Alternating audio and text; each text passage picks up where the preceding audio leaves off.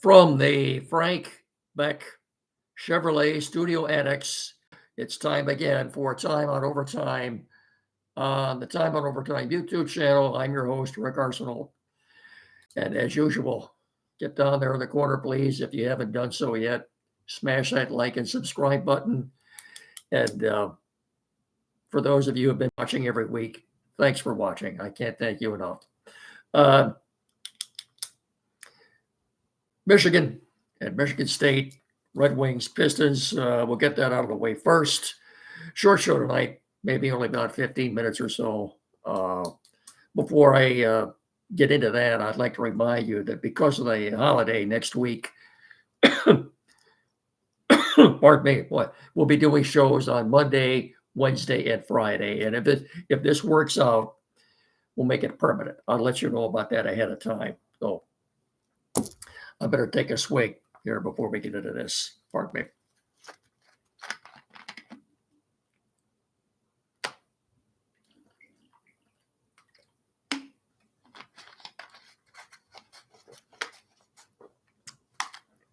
Red Wings, who I don't know, did they save? Get in here, Mickey.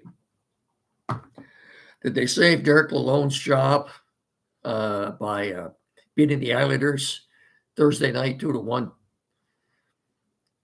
It's like pulling teeth to try to get this team to score a goal. And when they do score 3 or 4 goals, they lose. They're just not a very good team. I don't think they're that bad off talent-wise. It's just the coaching. And you know what I think about Derek Lalonde and his staff. Enough said about that. Anyway, they're playing they're at Little Caesars tonight playing the Bruins, 7:00 game. Pistons, who I believe now have lost, well, they were 7-8. They've lost their last 2. They're in Orlando. They're probably not going to beat the Magic tonight, so they're going to fall to 7-11, more than likely. And what's new? Cade Cunningham is hurt again. As I said before, this team, as I pointed out this morning with Andy, this team doesn't have a point guard. They just don't have a bona fide point guard who can take care of the ball in crunch time. And without that, they don't have any shooters per se. And they got close to 500, but I would be shocked if they would win 30 games this year. Shocked. Oh. Not a very deep team either, but is the coaching better this year than it was last year? Absolutely. Bickerstaff, I think, is doing a pretty darn good job considering what he has to work with. Locally here, the Lady Chargers, the volleyball team, who was hosting the conference tournament here on the campus of Hillsdale College, were upset last night by Lindley. The tournament continues, but a very surprising loss last night. Disappointing loss. So anyway, congratulations to them. They still had a very good season. And their coach, Chris Gravel, I don't know how he does it year in and year out, but he has competitive teams every year. So kudos to them. As I said, Michigan just went to halftime here a little bit ago.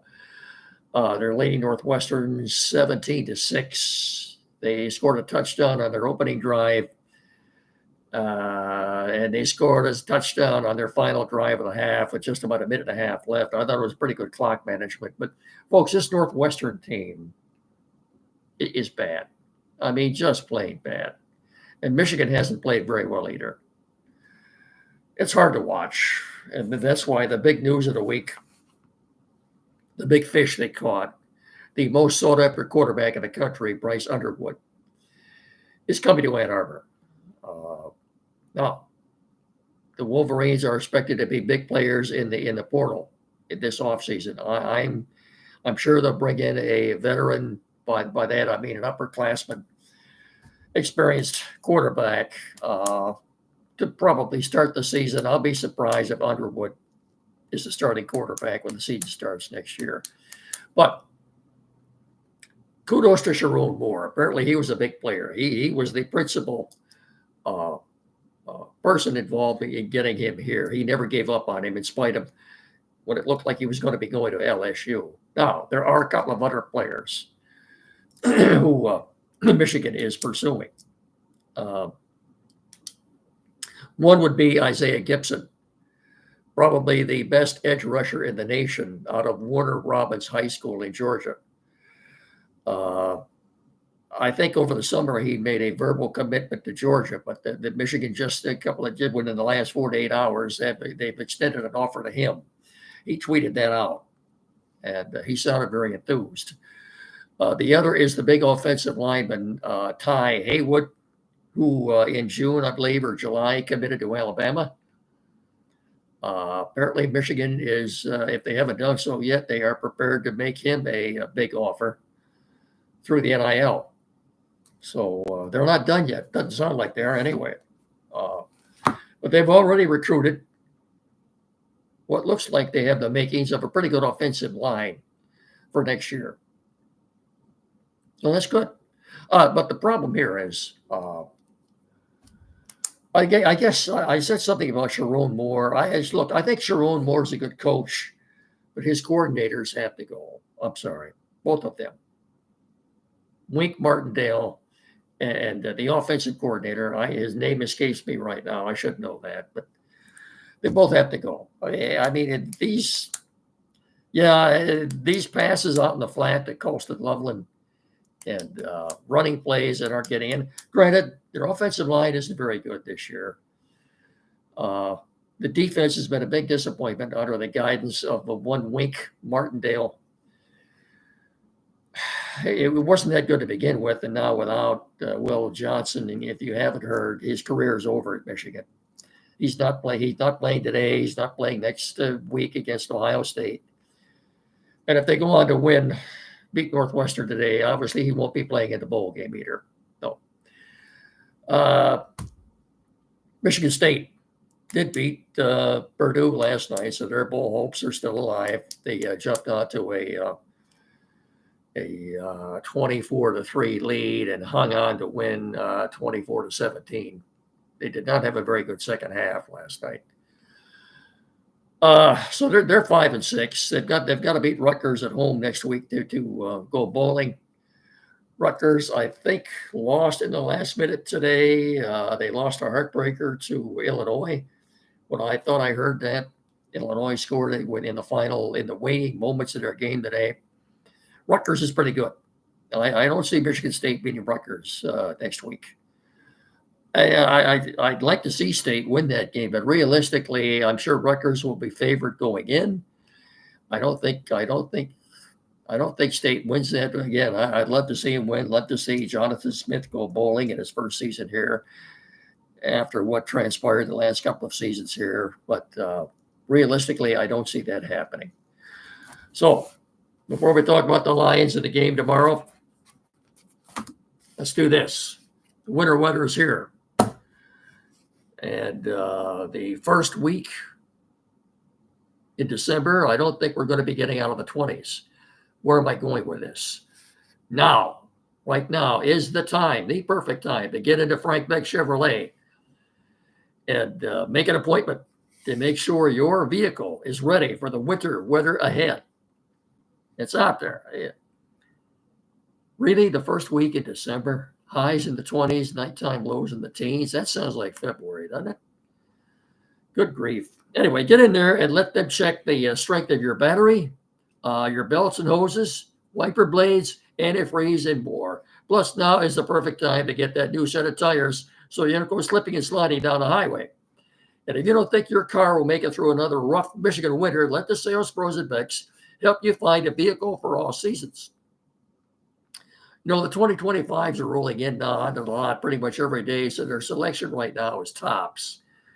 And you check out their inventory on their webpage at frankbeckchevy.com, or better yet, stop by the dealership on M99 between Hillsdale and Jonesville and let them help you experience the Frank Beck difference. Chevrolet, together, let's drive. And as I said before, get in there and say hello to their newest member of the sales team, the veteran Mike Brayman. Better still buy a car from him. He's a nice man, nice guy. Welcome, Mike Braven, to the Frank Beck Chevrolet sales team. Uh, Tomorrow, before we talk about the Lions, I better do this one more time here. Hang on.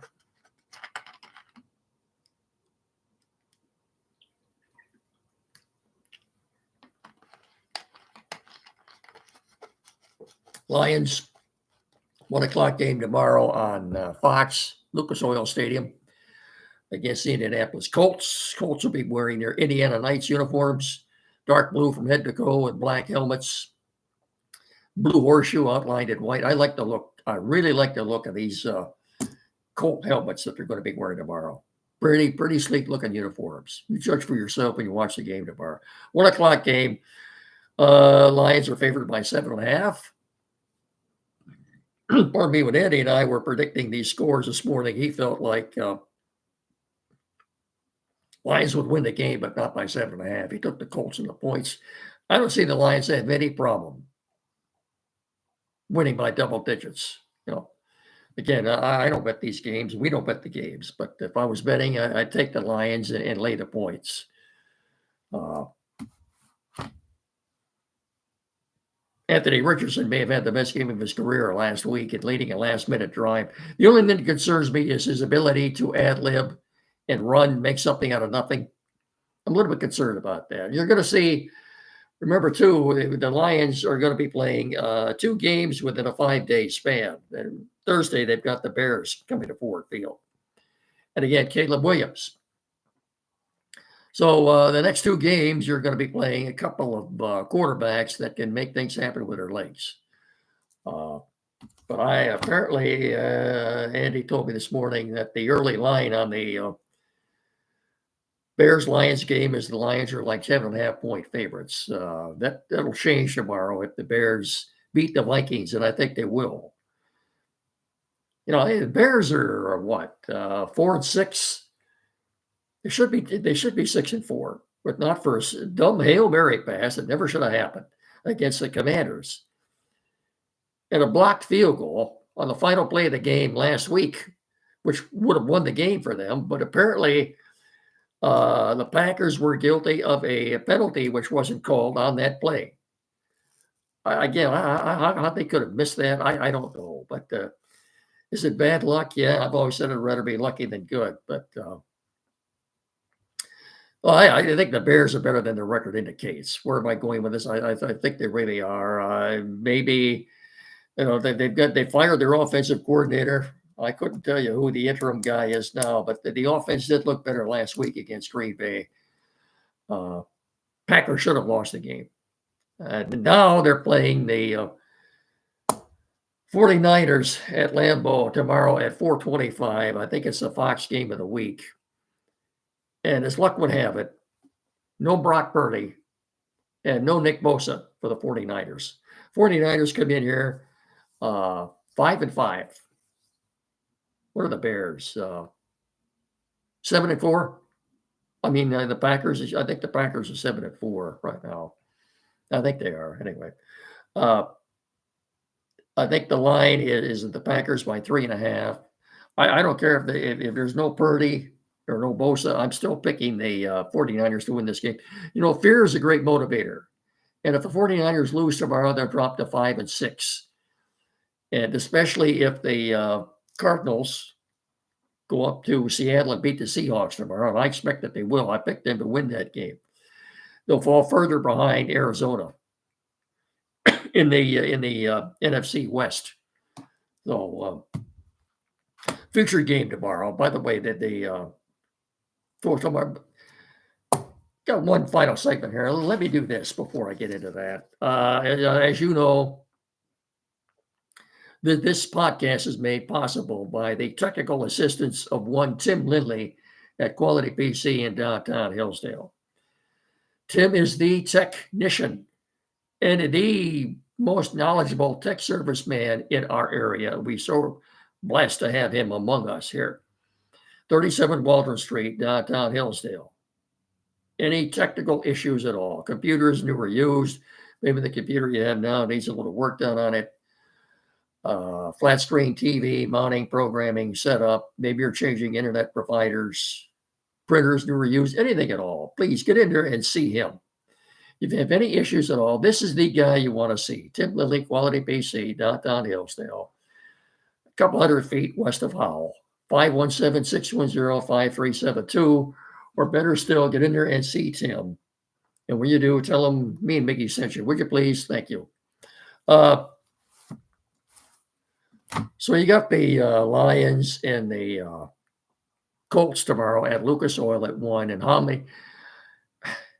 You wonder what percentage of Lion fans will be down there. Are they going to? I think you'll hear the Lion fans down there. I think they're going to take over Lucas Oil. I wouldn't doubt it. By the way, Thanksgiving Day. Apparently, Andy tells me that he looked into maybe getting tickets for Thanksgiving Day, but standing room only. Standing room only were close to like $450 for standing room only. I guess that's the price you pay for success. If you haven't heard either, too. Well, I got to get into this first. So the 425 game in our area tomorrow is the Niners and the Packers from Lambeau, and then the 820 game is probably the featured game of the weekend in the NFL with the Ravens and the Chargers. I think the Chargers win that game tomorrow night, but Jim Harbaugh has his team clicking pretty good right now. But if you haven't heard, and of course, there's nothing official yet, but if you look at your Lions schedule, it takes one last swig of this here before I get into this.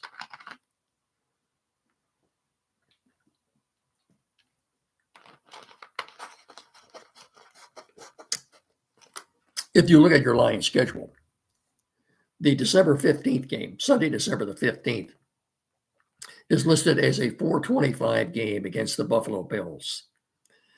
It's looking more and more, especially if the Lions and Bills continue to win until they meet on the 16th, because it's looking more and more like, and like I said, depending on if these two teams continue to win, the Bills-Lions game on December the 15th, 425 game will be flexed to Sunday night. I'm sorry, not Sunday night, Monday night. The December 15th, 425 game with the Bills. It's not official yet, but it's looking more and more, especially if they continue to win, both teams. That December the 15th game will be flexed to Monday night, December the 16th. It would be an 8:15 start from Ford Field with Messrs. Buck and Aikman. Otherwise, the Lions will be playing 2 Monday night games within the span of 3 weeks. December the 6th, I'm sorry. Well, yeah, they would be. December the 16th at Ford Field against the Bills, and then 2 weeks later at San Francisco against the 49ers.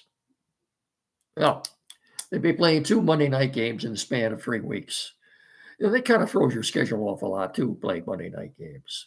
So that means they would be playing the Bears in Chicago after that Monday night game with the Bills. They'd be playing the Bears in Chicago on a short rest. And then the last game of the season, they would be playing the Vikings at Ford Field on a short rest. How much will that affect them?